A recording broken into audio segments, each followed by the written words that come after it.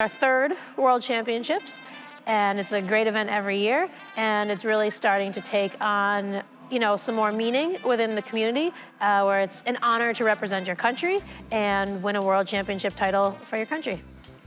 I founded the IF3 in 2016. I was at a point in my life professionally where I didn't have a job at the time and was having difficulty finding a new job.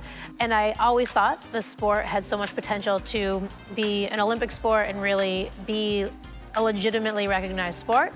And I've kind of figured, well, I understand generally what the process is like. There are things from my background that just kind of put me in a good position to do this. No one else is doing it. I don't see anyone else willing to take the risk at the time. I figured, well, I might as well go for it because I believe in it. Incorporated the nonprofit, had a very small team to start, and it took about a year of background work, and then we publicly announced in June of 2017, and within 4 months, we held our first World Championships. What we've seen historically in the sport is private brands running competitions, right? Branded events. And what we have here is a nonprofit organization governing a sport, right? And the term functional fitness, that's a generic name for the sport.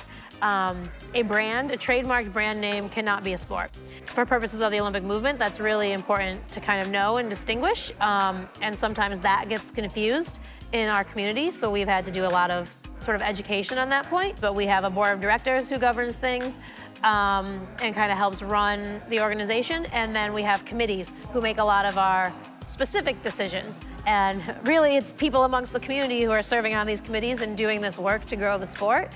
So it's a group of people helping to manage and develop and run the sport. It's not like one person is owning this. Yeah, the IF3 is structured based upon just previous experiences in sport. That's what we like if you were to open a book and say, how do you do sport governance? That has been written 1,000 times over. So we're standing on the shoulders of giants of the pluses and minuses from all those experiences. And what we laid it out at is like any other sport growth. You have to have some structure from the local level all the way up to Olympic level and have qualification standards and like a knowledge around what the sport looks like at each of those levels. And if you go global with a sport, you have to have the conversation around how sport is expressed at the highest level for that globe. That's the Olympics.